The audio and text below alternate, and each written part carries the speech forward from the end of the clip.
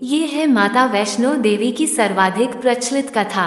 अगर आप इस चैनल पर पहली बार आए हैं तो चैनल को सब्सक्राइब जरूर कीजिए। तो चलिए सुनते हैं माँ वैष्णो देवी की पौराणिक एवं चर्चित कथाएं।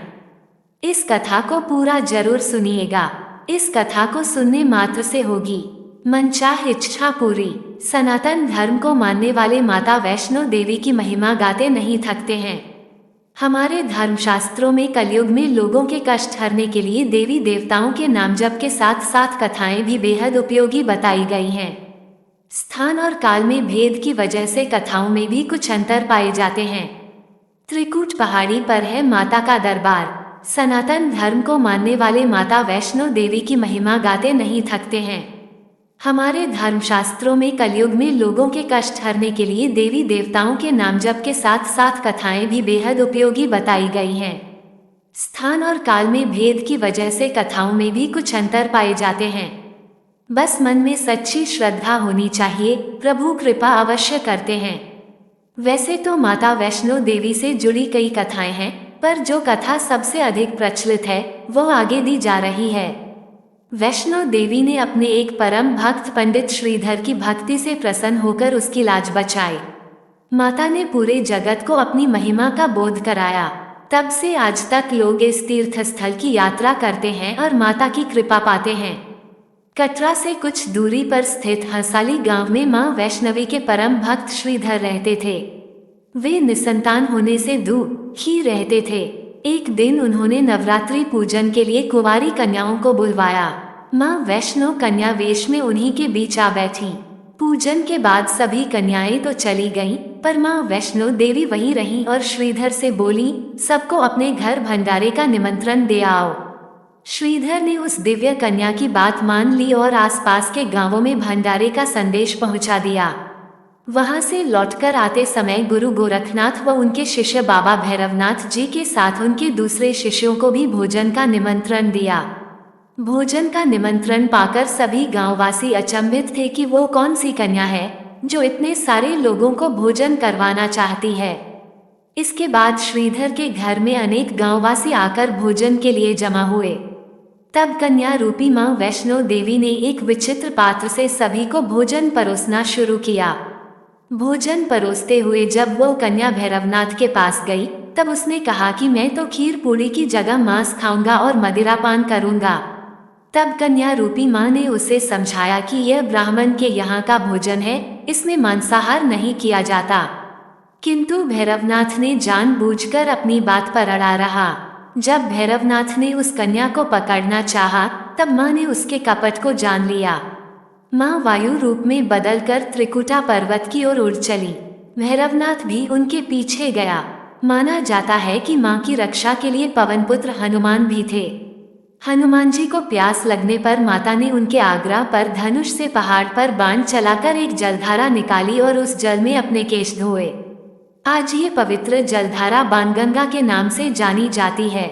इसके पवित्र जल को पीने या इसमें स्नान करने से श्रद्धालुओं की सारी थकावट और तकलीफें दूर हो जाती हैं। इस दौरान माता ने एक गुफा में प्रवेश कर 9 माह तक तपस्या की। भैरवनाथ भी उनके पीछे वहां तक आ गया। तब एक साधु ने भैरवनाथ से कहा कि तू जिसे एक कन्या समझ रहा है वह आदिशक्ति जगदम्बा है, इसलिए उस महाशक्ति का पीछा छोड़ दे। भैरवनाथ ने साधु की बात नहीं मानी। तब माता गुफा की दूसरी ओर से मार्ग बनाकर बाहर निकल गईं। ये गुफा आज भी अर्धकुमारी या आदिकुमारी या गर्भजून के नाम से प्रसिद्ध है। अर्धकुमारी के पहले माता की चरण पादुका भी है। ये वह स्थान है जहां माता ने भागते भागते मुड़कर भैरवनाथ को देखा था। गुफा से बाहर निकलकर कन्या ने देवी का रूप धारण किया। माता ने भैरवनाथ को चेताया और वापस जाने को कहा, फिर भी वह नहीं माना। माता गुफा के भीतर चली गईं। तब माता की रक्षा के लिए हनुमान जी गुफा के बाहर थे और उन्होंने भैरवनाथ से युद्ध किया। भैरव ने फिर भी हार नहीं मानी। जब वीर लंगूर निढाल होने लगा, तब माता वैष्णवी ने महाकाली का रूप लेकर भैरवनाथ का संहार कर दिया। भैरवनाथ का सिर कटकर भवन से 8 किलोमीटर दूर त्रिकूट पर्वत की भैरव घाटी में गिरा। उस स्थान को भैरवनाथ के मंदिर के नाम से जाना जाता है। जिस स्थान पर मां वैष्णो देवी ने हठी, भैरवनाथ का वध किया। वह स्थान पवित्र गुफा अथवा भवन के नाम से प्रसिद्ध है। इसी स्थान पर मां महाकाली दाएं, मां महासरस्वती मध्य और मां महालक्ष्मी बाएं पिंडी के रूप में गुफा में विराजमान हैं। इन तीनों के सम्मिलित रूप को ही मां वैष्णो देवी का रूप कहा जाता है। कहा जाता है कि अपने वध के बाद भैरवनाथ को अपनी भूल का पश्चाताप हुआ और उसने मां से क्षमादान की भीख मांगी।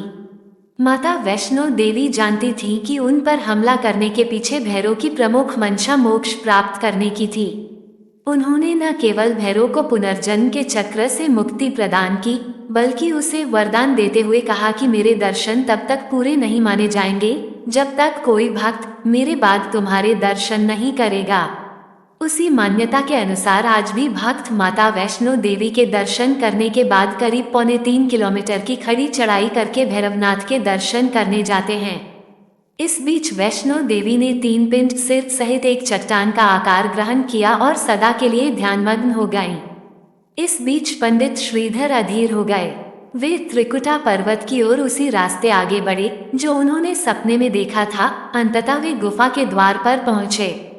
उन्होंने कई विधियों से पिंडों की पूजा को अपनी दिनचर्या बना ली। देवी उनकी पूजा से प्रसन्न हुई। वे उनके सामने प्रकट हुई और उन्हें आशीर्वाद दिया। तब से श्रीधर और उनके वंशज देवी मां वैष्णो देवी की पूजा करते आ रहे हैं। आज भी 12 मास वैष्णो देवी के दरबार में भक्तों का तांता लगा रहता है। सच्चे मन से याद करने पर माता सबका बेड़ा पार लगाती हैं। वीडियो को लाइक, कमेंट और शेयर कीजिए और डेली इसी प्रकार की भक्ति से जुड़ी कथा देखने सुनने के लिए हमारे YouTube चैनल को सब्सक्राइब जरूर कीजिए।